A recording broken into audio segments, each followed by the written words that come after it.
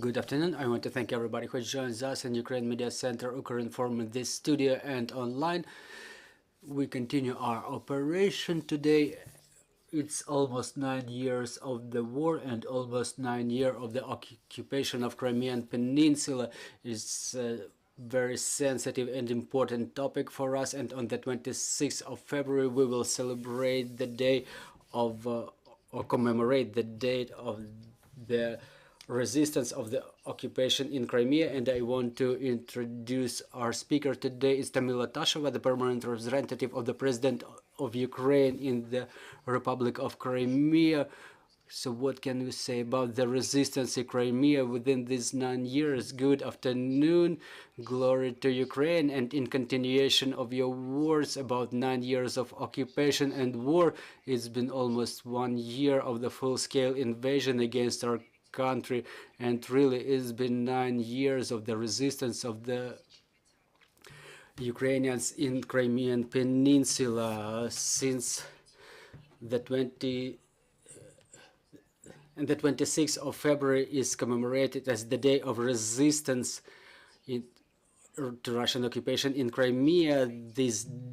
It's already the third day, which was adopted as day of commemoration by the President Zelensky. Is the day of the resistance of our people who ended up under temporary occupation. Talking about the resistance today, it's still going on, and we see another wave of persecutions in the peninsula, specifically after the beginning of the full-scale invasion, and the resistance is probably was not so pro-Ukrainian and visualized since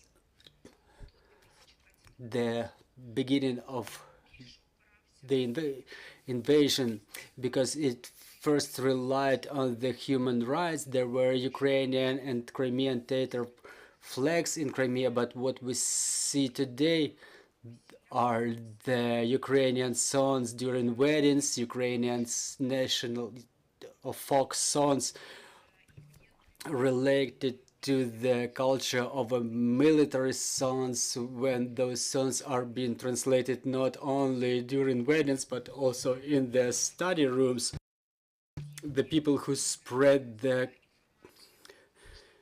notes, the cards about the full-scale invasion, I have to call the name of Alexander Tarapon, who is currently imprisoned.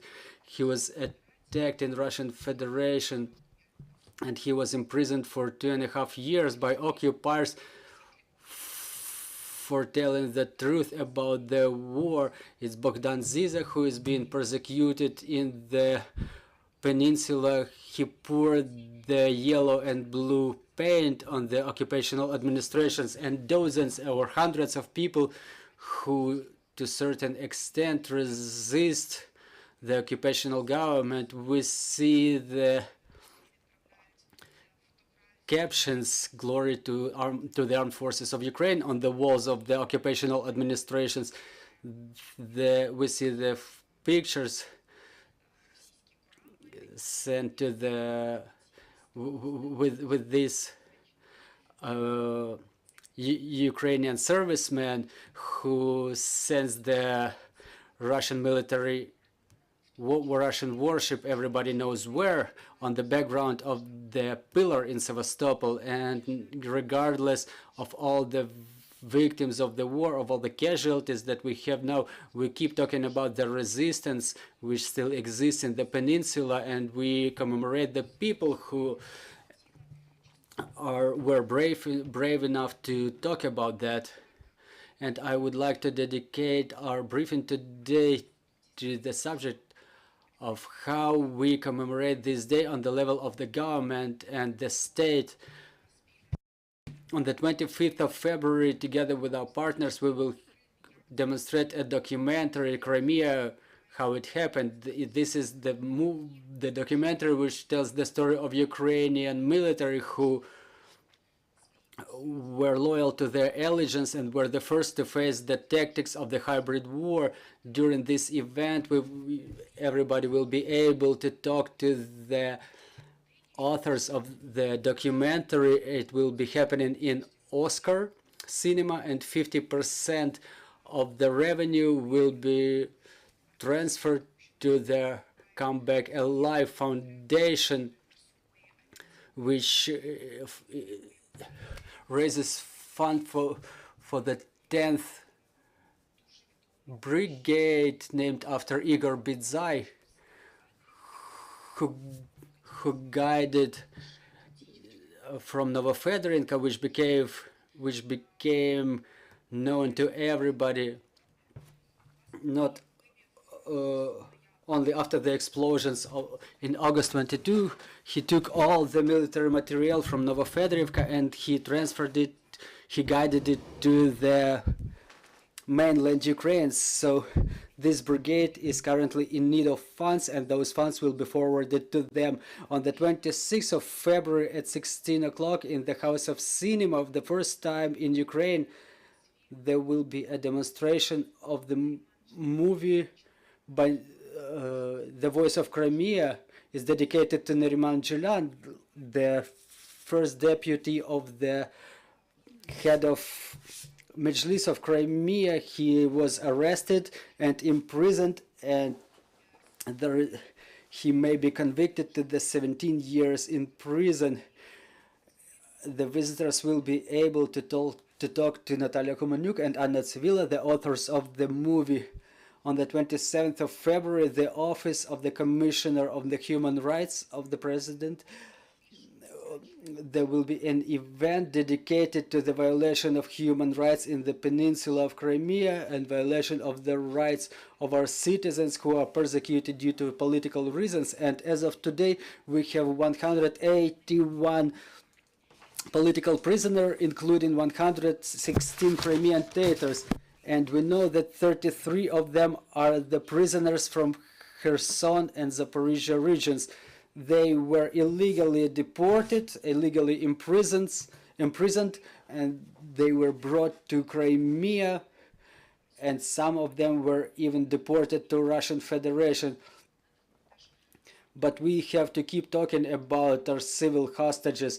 Also on the 27th of February, together with PAM Ukraine, the representative office will have an event called Solidarity Art. Is the event which represents the works of art dedicated to the illegally imprisoned citizens of Ukraine in occupied Crimea. The works are dedicated to the political prisoners by Ukrainian artists, and we will have a discussion in the end of it.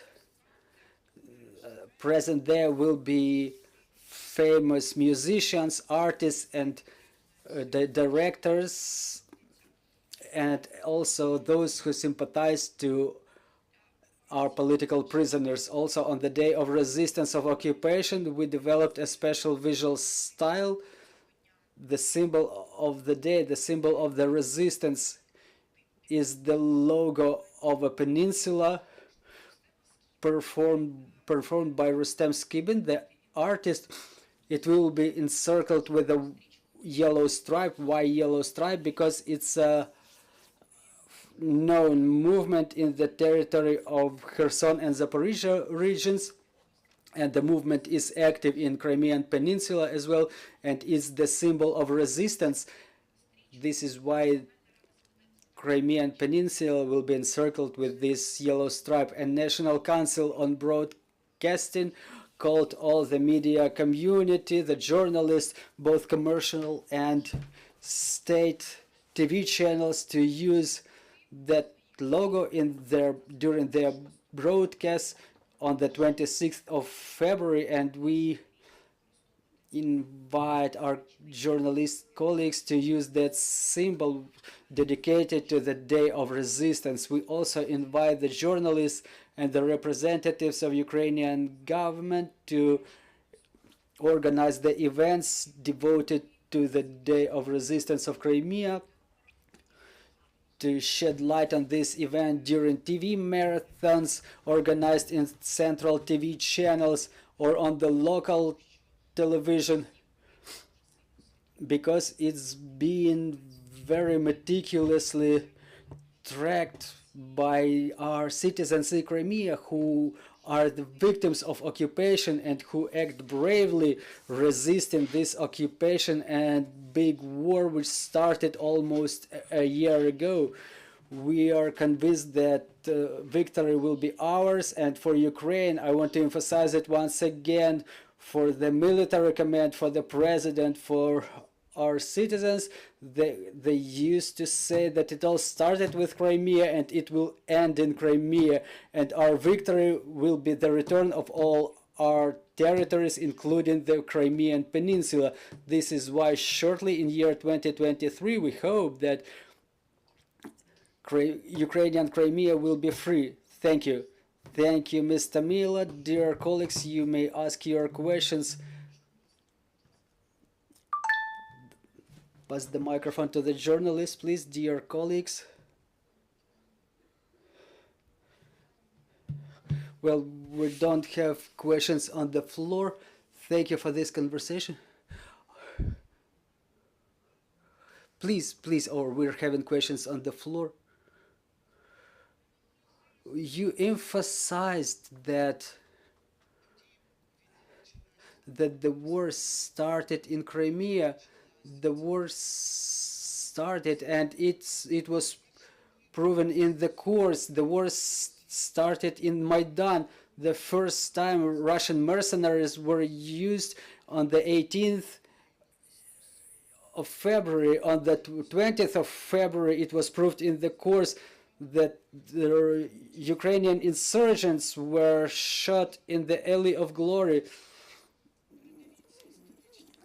So I have a request. Please review the court cases and please focus your attention on the fact that Maidan is not yet over. Our dignity is not yet protected, is not yet defended.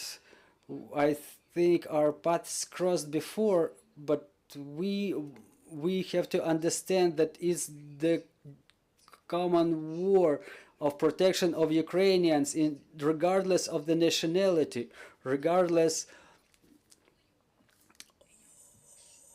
of nationality, regardless of the language. Well, I will respond in brief. I call everybody to refer to me as to the permanent representative of the President of Ukraine. And obviously, I am the participant of the revolution of dignity, just like the major part of Ukrainian population. And obviously, we're all fighting for Ukrainian independence. Is the fight for the existence of Ukrainian state, and it's going on for a long period. And obviously, what was going on in Ukraine during the revolution of dignity back in 2013, 2014 is unfortunately the beginning of the eradication by Russian Federation of all the fundamentals of Ukrainian state, and all the perished Ukrainian heroes, the heroes of Heavenly Hundred. We remember all of them and we commemorate all of them. And we cannot do otherwise because they died for our freedom. But there is Ukrainian law and there is international law. And there is the date of the beginning of invasion in the territory of Ukraine. And this date is the beginning of occupation, of temporary occupation of Autonomous Republic of Crimea. And it's commemorated on the 20th of February. So with all due respect to you, to the heroes of Ukraine, and with due respect to the law of Ukraine, I would like to ask everybody to count it from this very date. So all the citizens fight for freedom. Obviously, everybody fights in their section on the front. Some in diplomatic work, some like armed forces in the very military frontline, war frontline. So thank you for your attention, and glory to Ukraine. Glory to the heroes. Thank you for this addendum. Ms. Tamila, I'm reminding you joining us was Tamila Tasheva, the permanent representative of the President of Ukraine in the Autonomous Republic of Crimea, and our next briefing will be dedicated to the Maidan cases. We will talk about the condition of those proceedings. Thank you for your attention. Glory to Ukraine. Glory to the heroes.